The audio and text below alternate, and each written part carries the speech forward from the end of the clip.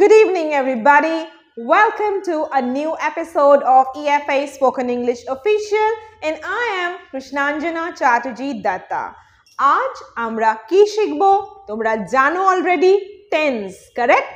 টেন্সের introduction, basic concept কি, কত রকমের টেন্স হতে পারে, সেগুলো কিভাবে মনে রাখবো, কিভাবে বুঝবো, এই সব এপিসোড কিন্তু অলরেডি রয়েছে।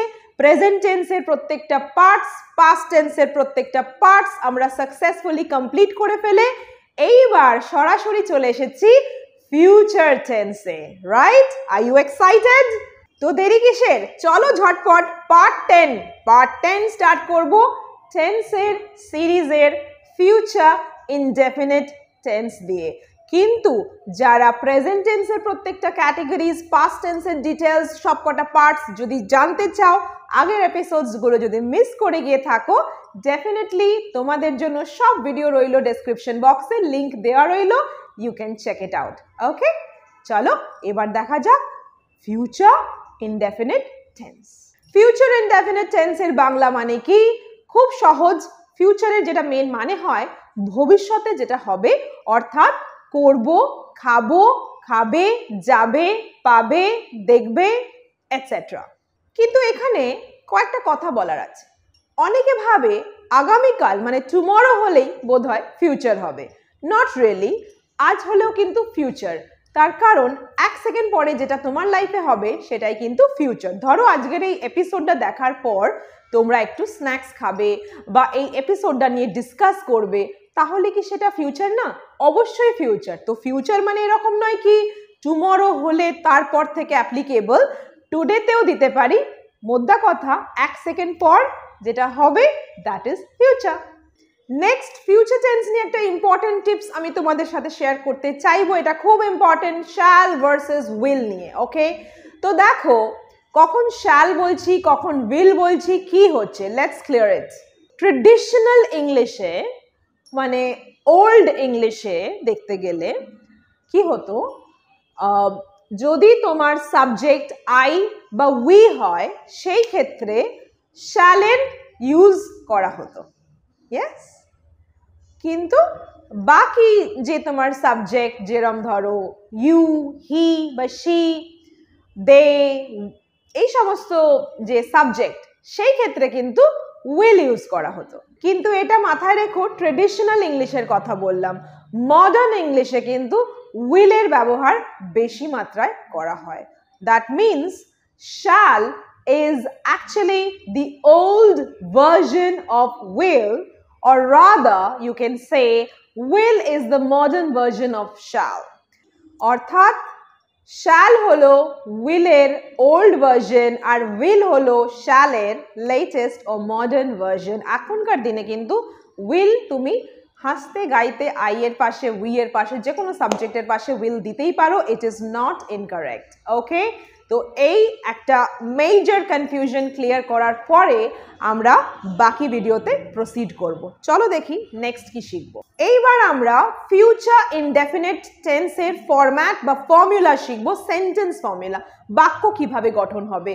ফার্স্টেই তোমরা সাবজেক্ট দেবে, যে কোনো সাবজেক্টই দিতে পারো, I, you, they, we, she or he, doesn't matter, it's all okay. Okay, সাবজেক্টের পরে আমাদের কি দিতে হবে? অবভিয়াসলি উইল দিতে হবে, yes, as it's future indefinite tense. আর উইলের পাশে আমাকে কি দিতে হবে?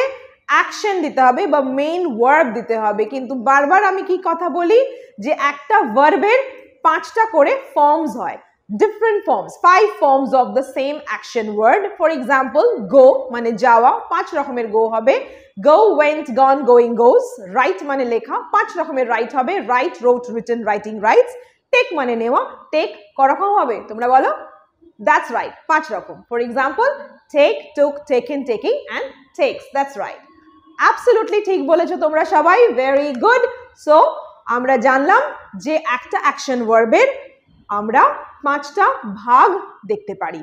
এই সেন্টেন্সে ফিউচার ইনডেফিনিট টেন্সে কিন্তু আমরা ইউজ করব ভার্বের first form, that means V1। Okay, first form of action use হবে, অর্থাৎ যেমন ওয়ার্ড ঠিক সেরকম ডিটো বসিয়ে দাও। গোটা গো, রাইটটা রাইট, টেকটা টেক, নো চেঞ্জিং। এইবার কিছু এক্সাম্পল সেন্টেন্স দেখবো, affirmative sentences. Let's see. They will return the book. তারা বইটা ফিরিয়ে দেবে বা ফেরত দিয়ে দেবে। I will call you later, আমি তোমাকে পরে ফোন করে নেব। তো দেখো এই যে সেন্টেন্সটা এটা খুব কমনলি আমরা ইউজ করে থাকি, I'll call you back, I'll call you later, right? It's not that আমি যদি এখন বলি I আছে তোমাকে shall দিতে হবে, I shall call you later, otherwise incorrect হয়ে যাবে, এরকম কিন্তু কোনো ব্যাপার না। আমরা definitely বলতে পারি I will call you later and there's no mistake in it, okay? But হ্যাঁ, একটা ইম্পর্টেন্ট কথা, আরো কিছু ইম্পর্টেন্ট কথা will আর shall এর মধ্যে আমি বলতে চাইবো, that is willটা কিন্তু মোর ক্যাজুয়াল, মোর স্ট্রং, মানে খুব একটা জবরদস্ত ব্যাপার আছে উইলের মধ্যে, হবেই হবে। শ্যালটা অনেকটা polite, soft, you know, very sweet, traditional old ইংলিশে পড়ছে। তো যদি আমাদের মনে হয় যে আমরা খুব ট্রেডিশনাল সাউন্ড করতে চাই, পোলাইট, সফটলি কিছু বলতে চাই, you can definitely use shall instead of will. For example, আমাদের যখন ইনস্টিটিউটে ছুটি থাকে মোস্ট অফেন আমরা লিখে থাকি EFA shall remain closed on 25th of December, okay, or 15th of August for Independence Day or Christmas, whatever it is. So I hope you're understanding.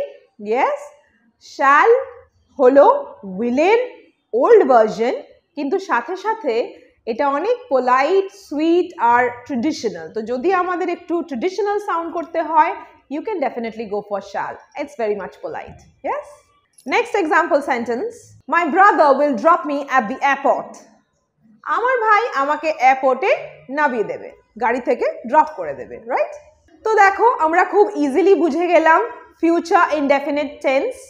এইবার আমরা ফিউচার ইনডেফিনিট টেন্সের যেটা আমাদের অ্যাফার্মেটিভ সেন্টেন্স এক্সাম্পল স্টাডি করার পরে যেটা next দেখবো, that is negative lines. এই লাইনগুলোকে না বলতে গেলে কি করতে হবে? খুব ইজি, নট নিয়ে এসো, কার পাশে বসাবে? উইলের পাশে। Will not, always remember. অনেকেই ভুল করে বলে দেয় I not, you not, she not, I not go there, she not come here, এরকম কিন্তু প্লিজ করো না, বিকজ সাবজেক্টের পরে নট হয় না। নট সব সময় উইলের পাশে হবে, হ্যাভ হ্যাজ হ্যাড এর পাশে হবে, ডু ডাজ ডিড এর পাশে হবে, অ্যামিজ আর ওয়াজ ওয়্যার এর পাশে হবে, অর্থাৎ হেল্পিং ভার্বের পাশেই কিন্তু নট হবে। First example sentence, my brother will not drop me at the airport. আমার ভাই আমাকে এয়ারপোর্টে ড্রপ করবে না। They will not watch this film. তারা এই সিনেমাটা দেখবে না। She will not return the book. সে বইটা কিন্তু ফেরত দেবে না। কি বুঝে গেলে? Yes, very good. চলো হ্যাঁ বাচক বাক্য আর না বাচক বাক্য দেখার পরে যেটা নেক্সট শিখবো, কোয়েশ্চেন্স। প্রশ্ন কি করে করব? তো যারা আমাদের প্রিভিয়াস এপিসোডসগুলো দেখে ফেলেছো অলরেডি, তোমরা বুঝে গেছো এতক্ষণে যে কোয়েশ্চেন করতে গেলে হেল্পিং ভার্ব মানে উইলটা আমাকে কি করতে হবে? বাক্যের স্টার্টিংয়ে দিতে হবে। উইল আগে, তারপর সাবজেক্ট, তারপরে V1। Let's see. Will it rain? বৃষ্টি হবে কি? Question mark. Answer, yes it will rain. দেখো আনসারে ইট হলো, তারপর উইল, ওকে, কিন্তু কোয়েশ্চেনে will it rain. Alright, next example, will you do your homework? তুমি কি তোমার হোমওয়ার্ক করবে? আনসারে কি হয়? I will do my homework. I will হলো আগে সাবজেক্ট, তারপর উইল। কোয়েশ্চেনে আগে উইল, তারপর সাবজেক্ট, তারপর V1। Okay, very easy. Moving to WH questions. WH questions কিন্তু আরো ইজি। যখন এতটা আমরা বুঝে গেছি, এরপর আলাদা করে নতুন করে কিছু বোঝার নেই, খুব খুব খুব সিম্পল। যেটা তোমাকে খালি করতে হবে, দ্যাট ইজ WH ওয়ার্ডকে সেন্টেন্সের একদম স্টার্টিংয়ে দিয়ে দেবে। Okay, your line will start with WH, তারপরে তোমায় দিতে হবে হেল্পিং ভার্ব, অবভিয়াসলি উইল সেটা, and then subject, সাবজেক্টের পরে V1. For example, for how long will it rain tomorrow? কতক্ষণ ধরে বৃষ্টি হবে আগামীকাল? Yes, so will it rain এরকম ছিল, আমরা কি অ্যাড করলাম? for how long. For how long will it rain tomorrow? So easy, as simple as that. যত সিম্পল রাখবে প্রসেস, তত তোমাদের জন্য ইজি আর ইন্টারেস্টিং হবে।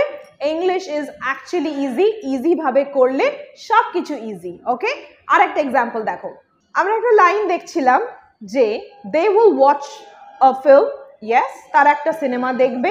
কোয়েশ্চেন যদি তুমি করো, তোমায় করতে হবে will they watch this movie, তারা কি এই মুভিটা দেখবে, they willটাকে আমি আগে দিয়ে দিলাম, ঠিক আছে, will they watch কোয়েশ্চেন হয়ে গেল, WH করতে গেলে আগে WH তারপরে will they watch the film, কোন WH-টা দেবে, ধরো আমি দিলাম why, yes, why will they watch this film, তারা এই মুভিটা কেন দেখবে, because it's a fabulous film, আমি রিসেন্টলি 12th ফেল মুভিটা দেখলাম and it's really awesome, তোমরা যারা যারা দেখোনি প্লিজ দেখো আর আমাকে বলতে পারো কিরকম লাগলো, I am sure তোমাদের খুব ভালো লাগবে, I am obsessed with this film, it's really good, very honest film.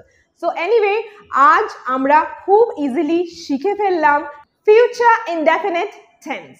তোমাদের কাছে টেন্সকে খুব ইজি করে বোঝাতে আমরা কিন্তু প্রত্যেকটা ইংলিশ কথা যেগুলো আমি বলছি তার বাংলা মানেও কিন্তু ভিডিওতে যাচ্ছে, এক্সাম্পল সেন্টেন্স ইংলিশে, তার বাংলা মানে, অডিও ভিজুয়াল ইফেক্টসও দেওয়া হচ্ছে, সিনেম্যাটিক ইফেক্টস দেওয়া হচ্ছে, যাতে তোমাদের কাছে টেন্স খুব সহজ করে আমরা নিয়ে আসতে পারি বা বোঝাতে পারি।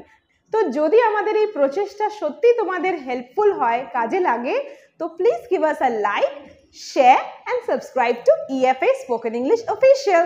Thank you so much for tuning in. See you soon in the next one, everybody. God bless. Bye-bye.